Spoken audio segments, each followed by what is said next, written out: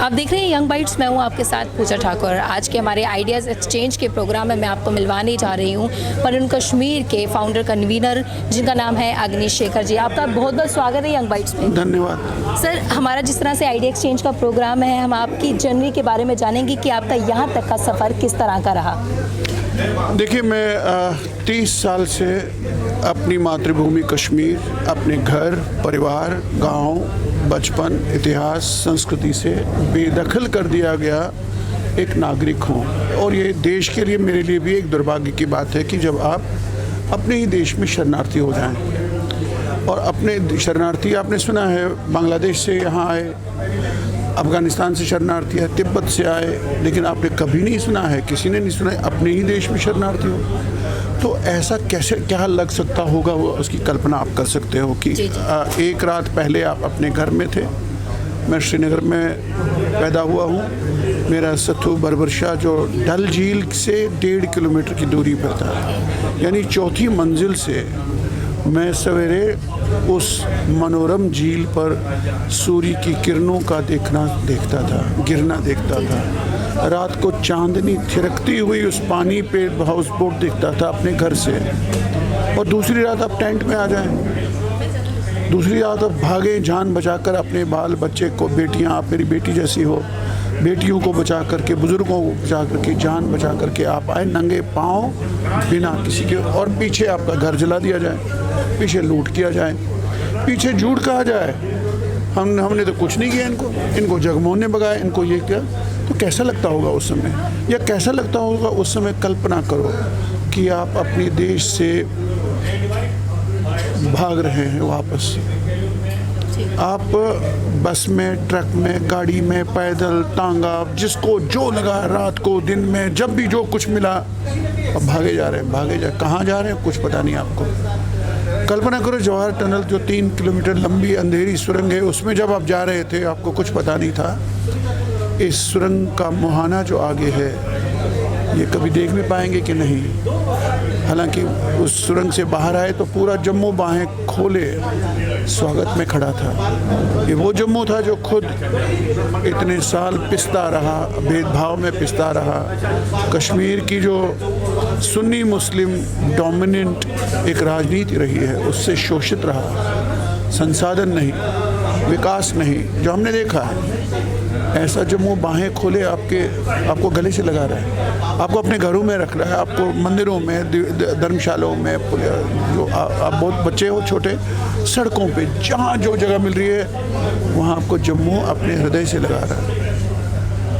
एक ये भावना है। दूसरी ये भी भावना है कि आप रघुनाथ मंदिर की सड़क पे, कच्ची छावनी में, कहीं भी ये देख रहे हैं, यार मैं कौन हूँ, मैं कल कहाँ था, आज कहाँ हूँ। ठीक है, मैं अपने लोगों के बीच हूँ, लेकिन हूँ कौन मैं? मेरा दोष क्या है? क्यों मुझे निकाला गया? मैं कोई आतंकवादी नहीं था, हम कोई नफरत फैलाने वाले लोग हैं।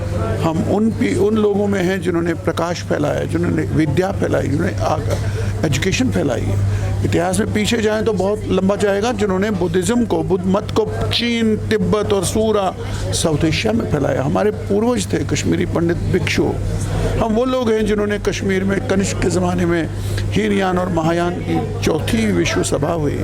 हम उन लोगों के वंशधर हैं। मैं ये सोचता हूँ कैंपों में बैठ के, मान लो, कल्पना करो, फतेहाल चीतने तंबू में बैठ के अग्निश शेखर सोचता है कि हमारा दोष क्या है। मैं दोष क्या गिनाता हूँ?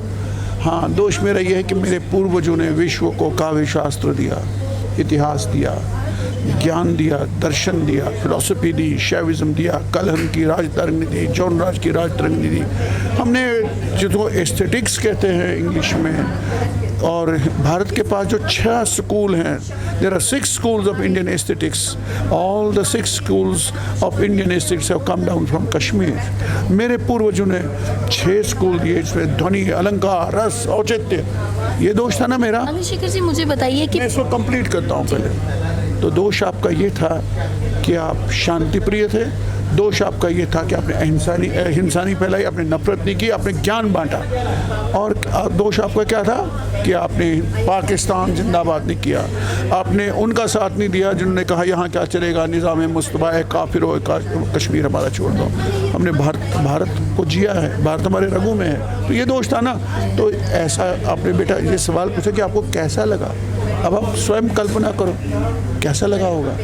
हताशा, निराशा, गुस्सा, अवसाद। और एक लेखक के नाते, एक लेखक सांप्रदायिक नहीं होता है। साहित्य में मैं साहित्यकार हूँ, मेरी 13 किताबें हैं, राष्ट्रपति के हाथों में सम्मानित साहित्यकारों में हूँ। जब आपके साहित्यकार कलाकार साहब को सब निकाला जाए तो आप कल्पना कर सकते हो बेटा कि उस समय क्या गुजरी होगी हम पर। जी जी। अग्निशेखर जी, मुझे बताइए, जिस तरह से पनून कश्मीर के आप मेंबर हैं, तो मुझे बताइए उसकी शुरुआत कब की गई? देखो पूजा, जब हम यहाँ पहुँचे, सांस ली, थोड़ा पाँव टिकाए, तंबू के नीचे गए, तंबुओं के शहर, जम्मू सारा तंबुओं के शहरों में बदल गया।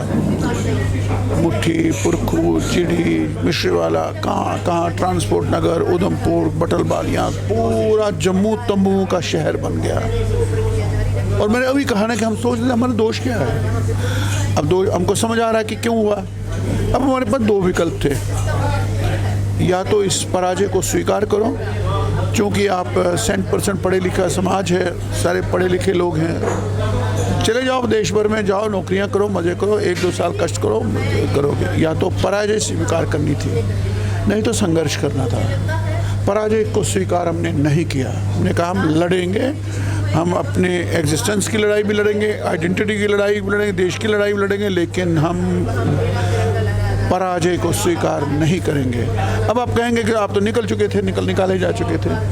बेटा, युद्ध में भी वॉर हेड फॉर्मेशंस होती हैं आर्मी की, और कई बार हमारी अपनी सेनाएं युद्ध में पीछे हटती हैं। वो पीछे हटना पराजय नहीं होती है, वो स्ट्रेटजी होती है।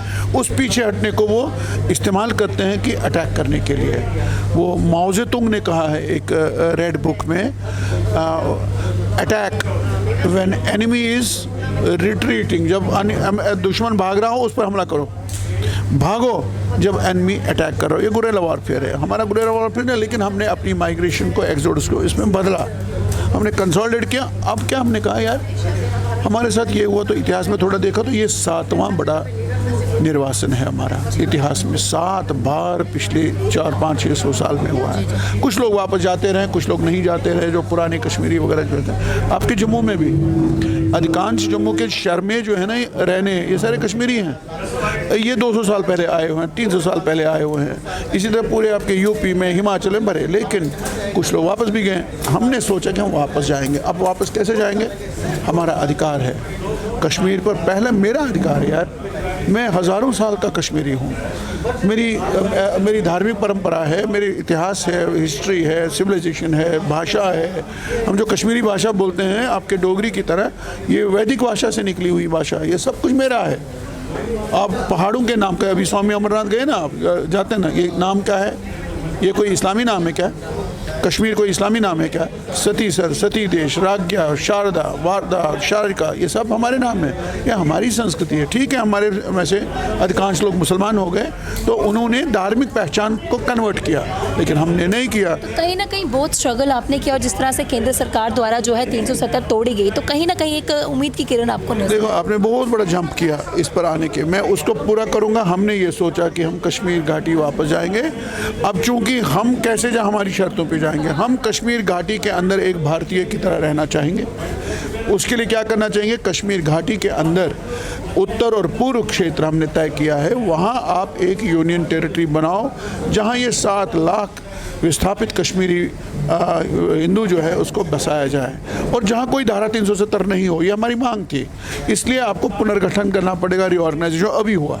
तो इसलिए हमने देश भर के सहयोग से, विशेषकर जम्मू की धरती से हमने ये किया, इसलिए जम्मू को कृषि जाता है। इनके सहयोग से, नैतिक सहयोग से, शारीरिक सहयोग, सबसे हमने संघर्ष किया 3 बातों को लेकर के। एक, कश्मीर घाटी के अंदर एक पनून कश्मीर बनाओ, यानी यूनियन टेरिटरी अंदर बनाओ। जैसे आपके लद्दाख, आपके माध्यम से मैं आपके दर्शक ऐसे समझेंगे, जैसे लद्दाख एक यूनियन टेरिटरी बन गया, वैसे ही एक लद्दाख कश्मीर के अंदर बनाओ यूनियन टेरिटरी, जहां हम आप सब लोग रह सकें और जो सारे लोग एक जगह रह सकें। ये हमारी पनून कश्मीर की मांग थी। और अभी तक जो 5 अगस्त को ये धारा 370 हटी, इससे सबसे बड़ा लाभ क्या हुआ, इससे आपके कानूनी दाव पेंच और कानूनी व्यवधान, कानूनी अड़चनें हट गईं। धारा 370 जैसे दो जर्मनियों में के बीच एक ज़माने में बर्लिन वॉल होती थी, बर्लिन की दीवार, वो बर्लिन की दीवार जैसे टूट गई, ये भी यहाँ एक बहुत बड़ी दीवार थी जम्मू कश्मीर, लद्दाख और शेष भारत के बीच में, और ये गलत था।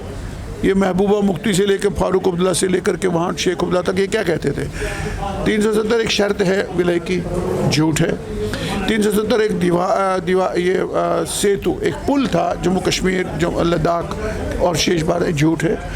ये पुल नहीं था, ये दीवार थी, ये रोकती थी जम्मू कश्मीर को भारत का 100% बनने, इसलिए ये अड़चनें गिर गई हैं। अब कानूनी अड़चनें आपकी नहीं हैं, अब कोई अड़चन नहीं है, लीगल नहीं है, कॉन्स्टिट्यूशनल संवैधानिक नहीं है। अब ये जो हुआ है, हम उम्मीद और ज़्यादा जगी है, हमको लगता है कि दरवाज़ा खुला है और बाहर से जम्मू की धरती पर, जहां हम जिस देहरी पर है, दरवाज़ा खुला है और हम अपने परम कश्मीर को बाहर से देख रहे हैं कि वो दिख रहा है मेरा वतन, वो दिख रहा है मेरा भूमि। और अब 50% हमारी विजय है और 50% हमने देश के सहयोग से, हम सब के सहयोग से, तुम लोगों के सहयोग से, मीडिया के सहयोग से हम इस विजय को प्राप्त पाएंगे। कश्मीर घाटी के अंदर एक अपना होमलैंड बनेगा, यूनियन टेरिटरी होगी, भारत माता की जय होगी। जैसे आज ये तीनों चीज़ें हटी हैं वो पूरी तरह से हटेंगी, हमको उम्मीद तो कहीं ना कहीं बहुत संघर्ष करने के बाद आज आपको राहत की सांस मिली, जिस तरह से केंद्र सरकार द्वारा फैसला लिया गया है, जिस तरह से आपको राष्ट्रपति अवार्ड से भी सम्मानित किया गया है। कौन सी किताब थी जिस पर सम्मानित किया गया था? देखो, मैं मूलतः एक कवि हूँ और मेरी किसी भी समय कविता संग्रह है, जो इस विस्थापन में पहली पुस्तक है 1991 में छपी। उस पर मानव संसाधन मंत्रालय के केंद्रीय हिंदी निदेशालय का सम्मान होता है लेखक, जिसको तत्कालीन राष्ट्रपति शंकर दयाल शर्मा जी के कर कमलों से मैंने लिया। उसके बाद मेरी मुझसे छीन ली गई मेरी नदी एक कविता संग्रह है। आपको हैरानी होगी, लोग रिलीज़ करते हैं फंक्शंस में, मैं कैसे रिलीज़ किया? मैं कैंप से जान हथेली पर लेकर बेस बदल कर कश्मीर गया और वहाँ हब्बा कदल है श्रीनगर में। हब्बा कदल से मैंने उस पुस्तक को फूल साथ लेकर के विसर्जित किया। पुल से नीचे किताब आई, बीएसएफ की सिक्योरिटी थी मेरे साथ, दोनों ओर से। मैं अकेला गया, मेरी आंखों से आंसू बह रहे थे जो नदी में गए। मेरे हाथों से जैसे आप विसर्जित करते हो, सांख करते हैं ना, मेरी और मेरे दोस्त हैं यहाँ बैठे हैं, महाराज कृष्ण संतोषी, उनका भी कविता संग्रह जिसका नाम है ये समय कविता का नहीं। मेरे कविता संग्रह का नाम था मुझसे छीन ली। मैं कश्मीर जा कर के, गोली कहीं से भी आ सकती थी, मैं मर सकता था, किताब के साथ मैं भी पुल से नीचे आ सकता था। मैंने कहा मैं अपनी नदी को ये समर्पित करूँगा। ये मेरी दूसरी थी। तीसरी मेरी है काल वृक्ष की छाया में। चौथी है कि मेरी प्रिय कविताएं। पांचवी है जवाहर टनल, बहुत चर्चित हुई है, उसको जम्मू कश्मीर राज्य अकादमी का भी सर्वश्रेष्ठ पुरस्कार। और कई पुस्तकें अभी लेटेस्ट मेरी आई है, जलता हुआ पुल। तो इस तरह मेरी कहानियों संग्रह ये वगैरह संकलित, ये 13 पुस्तकें हैं मेरी, और भी कई किताबें। ये सब कश्मीर, जम्मू, लद्दाख के लोगों की व्यथा और पीड़ा है। आपको लोगों ने बहुत प्यार दिया उन पुस्तकों से। हाँ, बिना लोगों के कुछ नहीं होता है। मैं अपने एक बुजुर्ग कवि को कोट करूँगा यहाँ, केदारनाथ अग्रवाल उनको कहते हैं। उन्होंने एक जगह लिखा है, मुझे प्राप्त है जनता का बल, मुझे प्राप्त है जनता का बल, वो बल मेरी कविता का बल, मैं उस बल से, शक्ति प्रबल से 1 नहीं 100 साल जीऊँगा। जनता का प्यार है, क्योंकि जनता की बात की हमने, मैं जनता के साथ खड़ा रहा। लोग बचते हैं, लोग अवसरवादी होते हैं, लोग क्यों सरकार को रुष्ट करेंगे, लोग क्यों उन संस्थाओं को नाराज़ करेंगे जो पुरस्कार देती हैं, जो विदेश यात्राएं की। हमने परवाह नहीं की, हम सच के साथ खड़े हैं। ये हमारे कश्मीरी हिंदू ना होकर अगर कोई और होते, मैं उनके भी साथ खड़ा होता। जी सर, मुझे बताइए, जो भी हमारे माध्यम से जो भी दर्शक देख रहे हैं, अपने कविता के ज़रिए क्या संदेश देना चाहेंगे उन सभी दर्शकों को? मैं कविता से, अपनी कविताओं से, अपने शब्दों से, अपनी भावनाओं से, उपमाओं से, तुलनाओं से, अलंकारों से अभिनंदन करता हूँ। एक बार शैलेंद्र हुआ करते थे गीतकार, तुमने भी गीत सुने होंगे, तो उनको लेकर के हमारे एक बड़े कवि हुए हैं नागार्जुन। उन्होंने कहा, मैं शब्दों के सौदागर का छंदों से तर्पण करता हूँ। इसी तरह अग्निशेखर भी अपनी कविताओं से अभिनंदन करता है अपने लोगों का। बहुत बहुत धन्यवाद हमारे साथ जुड़ने के लिए और कीमती बात करने के लिए। धन्यवाद, बहुत बहुत। आपके माध्यम से मेरी बात पहुंच रही है, पहुंचेगी।